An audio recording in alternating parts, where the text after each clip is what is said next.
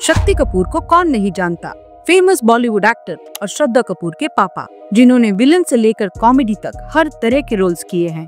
लेकिन एक दिन इंडिया टीवी पर एक ऐसा शो आया जिसका फॉर्मेट बिल्कुल अलग था। शो में एक लड़की शक्ति कपूर से मिलने गई फिल्मों में काम मांगने के लिए, और शक्ति कपूर ने उस लड़की से कहा कि काम के बदले में उसे उनके साथ सोना पड़ेगा। लेकिन क्या थी इस स्टिंग ऑपरेशन की पूरी कहानी, और क्या सच में ये सब एक्चुअली में हुआ था? Yeah, it was one of those nightmares. It was actually one of the worst days in my entire life. Papa, I mean, you don't even know the camera is on, and you guys are discussing sex. Shakti Kapoor जैसे ही बॉलीवुड के 5 actors हैं जिनका fame एक झटके में खत्म हो गया। इनमें से कोई सड़क पर भीख मांगने लगा, कोई बेटिंग करते हुए पकड़ा गया, और किसी की सिर्फ एक गलती के लिए पूरा करियर और जिंदगी बर्बाद हो गया। कभी बॉलीवुड में अपकमिंग स्टार माने जाते थे शाइनी आहूजा, जो गैंगस्टर, वो लम्हे, भूल भुलैया जैसे क्लासिक्स में दिखाई देते थे। लेकिन एक स्कैंडल ने उनकी पूरी जिंदगी बर्बाद कर दी। साल 2009 18 साल की एक लड़की मुंबई पुलिस स्टेशन पहुंची। उसने पुलिस को बताया कि वो एक बड़े एक्टर के घर में हाउस हेल्प है और उसके मालिक ने उसका रेप किया है। उस वक्त शाइनी आहूजा बॉलीवुड का एक लीडिंग एक्टर था। जल्दी ये बात मीडिया में आग जैसे फैलने लगी और पूरी इंडस्ट्री में हलचल मच गई। पुलिस की इन्वेस्टिगेशन, डीएनए, फिंगरप्रिंट्स और बाकी फोरेंसिक टेस्ट से ये कंफर्म हुआ कि शाइनी और वो मेड के बीच में कुछ तो हुआ था। शाइनी ने भी एक्सेप्ट किया कि उसका उस मेड के साथ फिजिकल रिलेशनशिप था, लेकिन उसने ये भी कहा कि ये कोई जबरदस्ती नहीं थी, सब कुछ दोनों के मर्जी से हुआ था। पुलिस ने मेड के स्टेटमेंट के बेसिस पर शाइनी को अरेस्ट कर लिया और कई लीगल हियरिंग्स, मीडिया ट्रायल्स के बाद अचानक सितंबर 2010 में मेड ने अपना स्टेटमेंट बदल दिया और कहा कि उसने एक एनजीओ के प्रेशर में आकर सब कुछ झूठ कहा था और दरअसल वो शाइनी आहूजा से प्यार करती है। कोर्ट को लगा कि मेड किसी प्रेशर में आकर अपना स्टेटमेंट बदल रही है और शाइनी को बेल नहीं मिल पाया, क्योंकि मेड के स्टेटमेंट्स में जो भी चेंजेस हो, इनिशियल सर्कमस्टेंशियल एविडेंसेस कुछ और ही कह रहे थे। मेड के कपड़ों पर खून के निशान मिले थे, बेड पर सीमेंट के ट्रेसेस थे और मेड के शरीर पर जोर जबरदस्ती की निशान भी थी। 2016 में फाइनली शाइनी को इस केस में बेल मिला, लेकिन रेप केस जैसा इल्जाम उनके करियर में हमेशा के लिए एक काला धब्बा बन गया। वेलकम बैक मूवी से शाइनी ने अपना कमबैक भी किया, but he could not make a mark. But the real question remains unanswered. क्या शाइनी आहूजा और उस मेड के बीच में सब कुछ कंसेंट से हुआ था? क्या वो मेड सच में शाइनी से प्यार करती थी, या फिर ये सब एक बड़ा झूठ था? सच जो भी हो, एक बात तो क्लियर है कि शाइनी ने अपने वाइफ को चीट किया था और इस एक गलती ने उसकी जिंदगी बर्बाद कर दी। ईयर 1985, फिल्म राज कपूर की राम तेरी गंगा मैली। ये उस टाइम की द मोस्ट कॉन्ट्रोवर्शियल फिल्म थी, क्योंकि फिल्म में 2 बेहद बोल्ड सीन्स थे which was considered problematic by many at that time। एक ओपन ब्रेस्ट फीडिंग सीन और दूसरा ट्रांसपेरेंट साड़ी में वेट डांस सीन था। साहब, पहाड़ों में कहते हैं सच्चे दिल से जिसे पुकारो वो जरूर आता है। इन जनरल इस फिल्म की स्टोरी भी काफी बोल्ड ही थी। इस फिल्म की लीड एक्ट्रेस थी मंदाकिनी, जिनका असली नाम है जैस्मिन जोसेफ, और वो इस कंट्रोवर्सी के साथ ही सही लेकिन रातों रात फेमस हो गई। उस वक्त पे she was considered as one of the most beautiful actresses of Bollywood. कई सालों तक मंदाकिनी बॉलीवुड की लीड एक्ट्रेस बनी रही, लेकिन 1994 की एक तस्वीर ने सब कुछ बदल दिया। इस फोटो में मंदाकिनी एक क्रिकेट मैच एंजॉय कर रही है और उसके साथ है इंडिया का मोस्ट वांटेड क्रिमिनल, सिर्फ 1 साल पहले हुए 1993 बॉम्बे बॉम्ब ब्लास्ट का मास्टरमाइंड दाऊद इब्राहिम। फोटो के वायरल होते ही ऐसे रूमर्स फैल गए कि Mandakini and Dawood are dating. कई आर्टिकल्स ने तो इन्हें मैरिड भी बता दिया।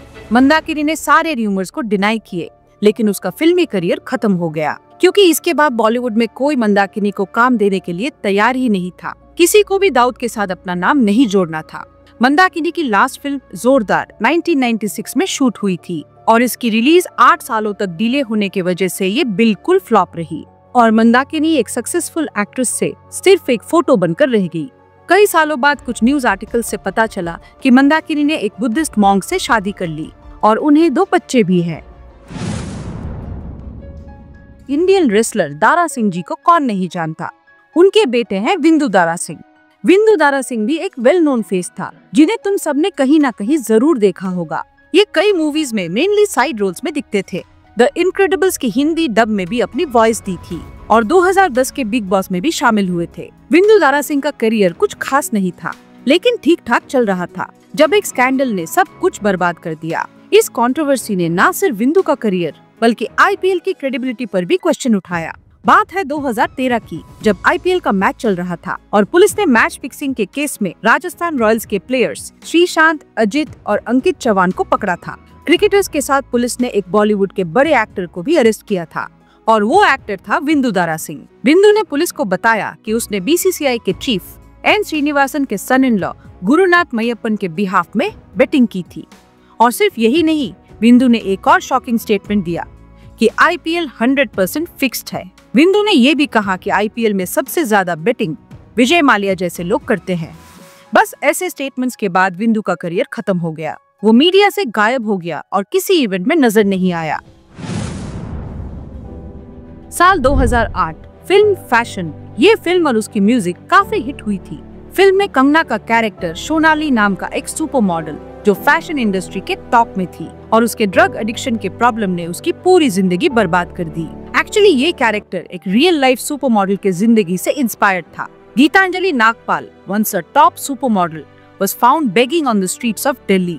90s में गीतांजलि अपने लुक और ग्लैमर के लिए काफी फेमस थी। लोग उन्हें द नेक्स्ट माधुरी दीक्षित तक कहते थे। उनके पास बॉलीवुड में बड़ा एंट्री करने का भी मौका था। गीतांजलि ने एक जर्मन आदमी से शादी की थी और उनका एक बेटा भी हुआ, लेकिन अफसोस ये रिश्ता ज्यादा दिन तक नहीं टिक पाया। उसका पति और बेटा जर्मनी वापस चला गया और गीतांजलि अकेले इंडिया में रह गई, एक मेजर ड्रग एडिक्शन के साथ। ये आदत धीरे धीरे गीतांजलि की जिंदगी बर्बाद करती चली गई। ना फिल्म इंडस्ट्री से किसी ने उसकी खबर ली और ना ही उसके घर वालों ने उसका पता किया। एक दिन एक फोटोग्राफर ने उसे दिल्ली के हौस खास एरिया में भीख मांगते हुए देखा और देखते ही पहचान लिया। तब सच सामने आया कि गीतांजलि सिर्फ एक वजह से भीख मांग रही थी, ताकि ड्रग्स खरीद सके। गीतांजलि की डिटीरियरेटिंग मेंटल हेल्थ देखकर कोर्ट ने उसे 2 सालों के लिए एक दिल्ली हॉस्पिटल में ट्रीटमेंट के लिए भेज दिया और जब वो फाइनली इस एडिक्शन से बाहर आई तो अपने माँ के पास वापस चली गई। और एक टाइम की ग्लैमरस सुपर मॉडल जो फैशन इंडस्ट्री पर छाई हुई थी, सिर्फ एक गलती की वजह से उसकी जिंदगी इतनी ट्रैजिक मोड़ लेगी, किसी ने सोचा भी नहीं था। शक्ति कपूर को हम सब जानते हैं क्योंकि वो लीड रोल से लेकर साइड रोल तक 700 से ज्यादा फिल्में कर चुके हैं। लेकिन एक दिन उनसे ऐसी गलती हो गई कि उनकी 20 साल का करियर खत्म हो गया। 2005 में इंडिया टीवी ने शक्ति कपूर पर एक स्टिंग ऑपरेशन किया। एक फीमेल जर्नलिस्ट को कैमरा और माइक के साथ शक्ति कपूर से मिलने भेजा गया। रिपोर्टर ने शक्ति से कहा कि वो बॉलीवुड में काम चाहती है और क्या शक्ति कपूर उसकी मदद कर सकते हैं। शक्ति कपूर ने बिना किसी हेजिटेशन के बोला, ऑफ कोर्स, बट तुम्हें मुझे एक फेवर देना होगा, तुम्हें मेरे साथ सोना होगा और यही इंडस्ट्री का रूल है। उसके साथ शक्ति ने सुभाष घई, ऐश्वर्या राय, प्रीति जिंटा, रानी मुखर्जी तक का नाम ले लिया और ये सब कैमरा पर कैप्चर हो गया। स्टिंग ऑपरेशन के तुरंत बाद शक्ति कपूर न्यूज हेडलाइंस में थे और काफी टाइम तक न्यूज में बने रहे। लोगों ने उन्हें बैन करने की डिमांड की। वुमेन ऑर्गेनाइजेशंस ने उनके घर पर धरना दिया और मीडिया ट्रायल्स ने शक्ति कपूर को रियल लाइफ विलेन घोषित कर दिया। जल्दी इंडस्ट्री वालों ने उनसे दूरी बना ली और कुछ लोग उनके खिलाफ भी बोले। शक्ति कपूर ने अपनी तरफ से एक्सप्लेनेशन दी, कहा कि ये वीडियो एडिट किया गया है और उन्हें गलत तरीके से दिखाया गया है।